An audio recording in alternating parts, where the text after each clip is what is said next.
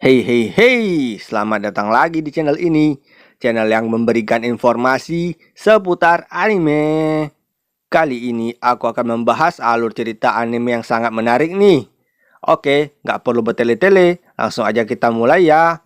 23 ikan teri. Ini dia, Get Jietai Kano Chinite Kakuta Kai Teri.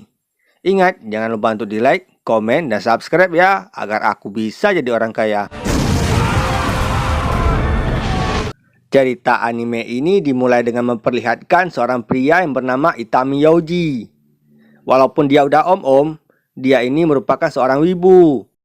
Bahkan dia bekerja demi memuaskan hobinya.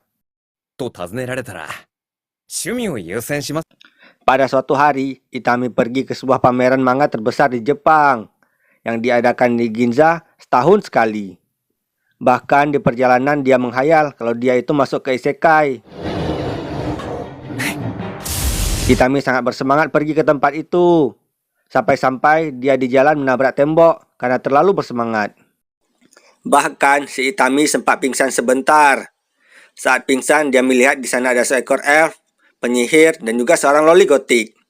Saat dia bangun, dia bertemu dengan temannya yang sesama wibu. Di tempat lain diperlihatkan kalau sebuah portal tiba-tiba muncul. Orang-orang yang melihat itu pun berpikir kalau sedang ada syuting film di sana. Namun tiba-tiba muncullah sekelompok makhluk yang tidak dikenal. Mereka itu menyerang para penduduk. Bahkan di sana ada juga seekor naga. Semua penduduk kini jadi panik dan ketakutan. Itami yang melihat itu juga panik dan ketakutan. Tetapi si Itami itu takut kalau festival manganya itu akan tertunda akibat kejadian ini. Itami pun mencoba untuk mengevakuasi para penduduk. Di sana ada seorang polisi yang hampir diserang oleh orang aneh.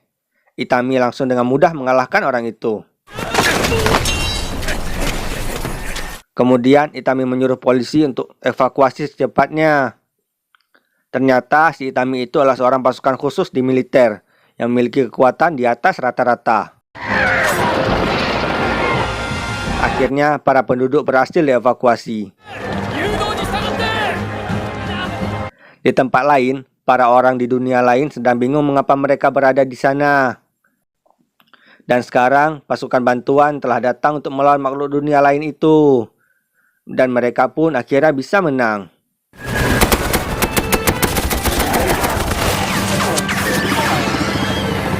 Beberapa hari kemudian, Itami mendapatkan kenaikan pangkat berkat aksinya yang telah menyelamatkan banyak orang. Bahkan sekarang dia juluki sebagai pahlawan Ginza. Tetapi Itami gak senang karena pameran manganya telah batal diadakan. Kini Itami jadi sangat populer. Dia sampai-sampai masuk dalam koran. Bahkan teman-temannya jadi kagum dengannya. Tetapi Itami gak senang karena dia bekerja cuma untuk memuaskan hobinya. Kalau disuruh milih antara pekerjaan dengan hobi, maka Itami akan memilih hobinya. Teman Itami yang bernama Kurata ternyata ada juga di pameran itu. Itami sangat senang mengetahuinya karena dia punya teman sesama wibu. Itami langsung memeluk temannya. Tetapi ada orang lain yang melihat, jadi dipikir kalau Itami itu homo. Dan salah pahaman pun terjadi di antara kalangan militer.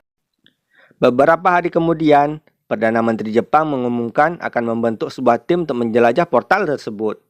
Dan tim itu bernama JSDF, yang terdiri dari para tentara elit. 3 bulan kemudian, para pasukan JSDF telah bersiap untuk menjelajah portal. Itami juga termasuk dalam kelompok JSDF itu. Pasukan JSDF menjelajah portal itu dengan peralatan yang militer yang sangat lengkap. Dan sekarang mereka telah memasuki portal itu, yang biasanya juga disebut dengan gate. Di sana mereka dihadang oleh sekumpulan monster.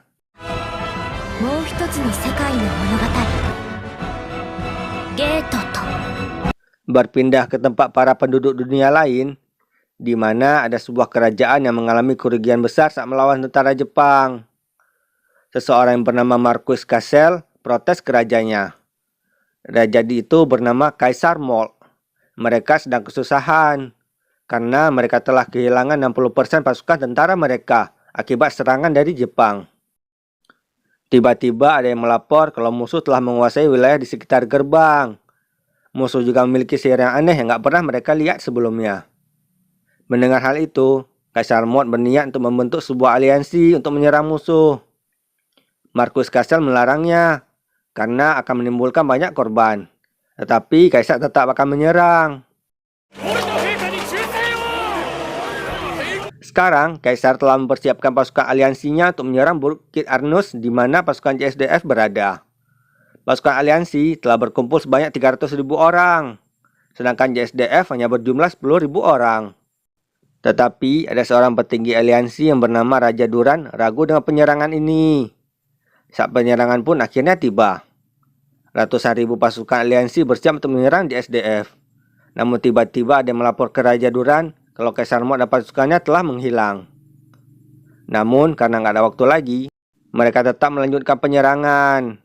Saat pasukan aliansi menyerang, tiba-tiba mereka dihujani oleh tembakan. 10.000 anggota aliansi pun tewas seketika. Pasukan aliansi tersebut nggak mau menyerah. Mereka pun menyerang lagi. Dan lagi-lagi mereka dihujani tembakan. Hasilnya 100.000 pasukan aliansi tewas dalam sekejap. Raja Duran mengambil alih kepemimpinan aliansi ini. Dia menyuruh pasukannya untuk menunda penyerangan sampai malam hari tiba, agar mereka bisa menyerang secara diam-diam.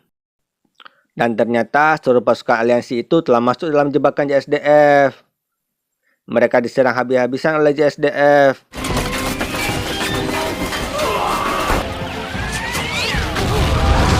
Bahkan Raja Duran pun ikut tewas akibat serangan ini.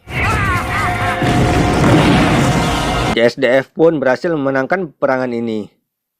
Itami mengecek ke lokasi pertempuran tadi malam. Itami sekarang merasa kasihan dan merasa bersalah karena bekas strateginya banyak yang menjadi korban. Itami juga penasaran siapa yang sebenarnya mereka lawan. Berpindah ke tempatnya Kaisar Mod, ternyata penyerangan yang dilakukan pasukan aliansi itu adalah rencana Kaisar Mod untuk menghancurkan pasukan aliansi agar kekaisaran mereka tetap jadi nomor satu. Dan Kaisar juga sekarang akan menghancurkan sisa-sisa penduduk kerajaan aliansi. Ada anak buah Kaisar yang melapor kalau kelompok Markus Kastel nggak setuju dengan keputusan Kaisar Mod. Karena itu, Kaisar melakukan pengawasan khusus ke Markus Kastel. Kemudian datanglah putri Kaisar yang bernama Putri Pina. Kaisar menyuruh Pina untuk melakukan misi khusus.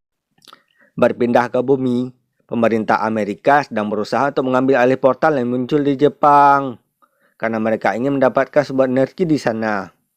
Berpindah ke markas JSDF di dalam portal, petinggi JSDF menyuruh Itami untuk pergi ke pemukiman penduduk di dunia lain itu, agar Itami bisa mempelajari budaya mereka. Itami juga akan jadi pemimpin pasukan ini, dan kelompoknya bernama Tim Pengintai 3. Kelompok ini terdiri dari Kurata, Kuwahara, Tozu, Katsumoto, Azuma, Kuribayashi, Nishina, Sasakawa, Furuta, Kuwahara, Kurokawa, dan tentunya ada juga Itami. Kuribayashi merasa ragu dengan Itami, karena Itami kelihatannya nggak berguna. Tim pengintai 3 akhirnya memulai misinya.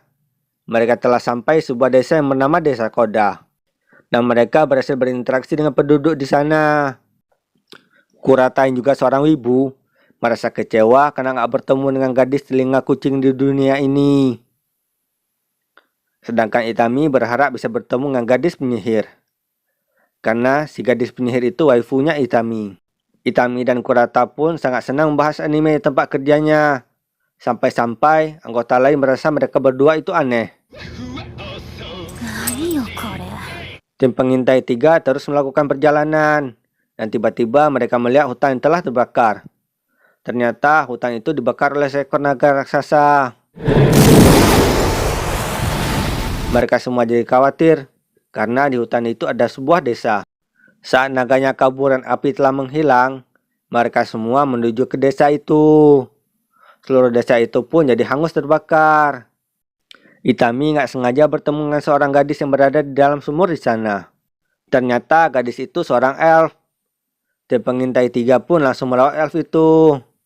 Kurata sangat senang, akhirnya dia bisa bertemu dengan elf. Mereka pun membawa elf itu ke markas mereka. Tetapi sebelum ke markas, mereka mampir lagi ke desa Koda untuk melapor kalau ada desa yang diserang oleh naga. Mendengar itu, para penduduk langsung bersiap-siap untuk evakuasi, karena mereka takut dengan bahayanya naga api. Kali ini diperlihatkan ada seorang gadis dan seorang kakek yang sedang evakuasi. Si kakek menggoda si gadis, dan gadis itu pun mengeluarkan sihir. Gadis itu bernama Lele. Ternyata mereka berdua itu adalah seorang penyihir. Di perjalanan, mereka bertemu dengan kelompok penduduk desa Koda. Perjalanan pun terhenti karena salah satu kereta mengalami masalah. Lele mencoba membantu, namun tiba-tiba ada kuda yang menyerang Lele. Untungnya JSDF datang membantu. Kali ini diperlihatkan beberapa anggota aliansi yang berhasil selamat dari serangan JSDF memilih untuk menjadi bandit. Mereka akan menyerang para penduduk desa. Namun tiba-tiba ada yang menyerang mereka. Ternyata itu adalah seorang gadis bernama Rory Mercury. Dia mengaku sebagai utusan Dewa Kegelapan Emily. Para bandit itu pun jadi ketakutan melihat Rory. Mereka mengetahui kalau Rory itu adalah salah satu dari 12 utusan dewa. Para bandit mencoba kabur, namun mereka semua dihabisi oleh Rory. Berpindah ke tempat tim pengintai 3. Mereka sekarang sedang membantu penduduk evakuasi. Lale dan kakeknya pun juga ikut dalam kelompok itu. Itami menyuruh tim pengintai 3 untuk membantu para penduduk sebisa mungkin, agar para penduduk yang gak bersalah gak menjadi korban perang. Di perjalanan, mereka tiba-tiba bertemu dengan Rory, cewek loli gotik. Para penduduk jadi sangat senang melihat Rory. Bahkan mereka sangat hormat pada Rory. Rory pun jadi penasaran dengan kendaraannya Itami. Para bocah mengatakan kalau kendaraan itu sangat nyaman. Rory pun duduk di pangkuan Itami. Mereka pun melanjutkan perjalanan dengan membawa Rory. Di perjalanan tiba-tiba suhu udara terasa panas. Ternyata naga api itu datang ke tempat mereka. Naga itu pun langsung menyerang mereka. Itami dan pasukannya langsung bersiap menyerang naga itu. Mereka terus menembak si naga, namun naga itu gak tergores sama sekali. Tiba-tiba gadis elf itu bangun. Dia menyuruh Itami untuk menembak matanya naga. Sekarang mereka fokus menyerang mata naga itu. Mereka juga menyiapkan bazooka untuk serangan penghabisan. Saat ditembak, peluru bazooka itu meleset. Rory pun datang membantu. Naga itu pun akhirnya terkena serangan yang parah, dan dia pun kabur, dan akhirnya mereka pun menang. Kemudian mereka terus melanjutkan perjalanan, sehingga mereka bisa sampai di tempat yang aman. Dan akhirnya pasukan Itami berpisah dengan penduduk desa Koda. Namun ada beberapa orang yang gak memiliki keluarga tinggal di kelompok Itami. Itami pun berniat membawa mereka ke markas JSDF. Kali ini diperlihatkan masa lalu si gadis elf.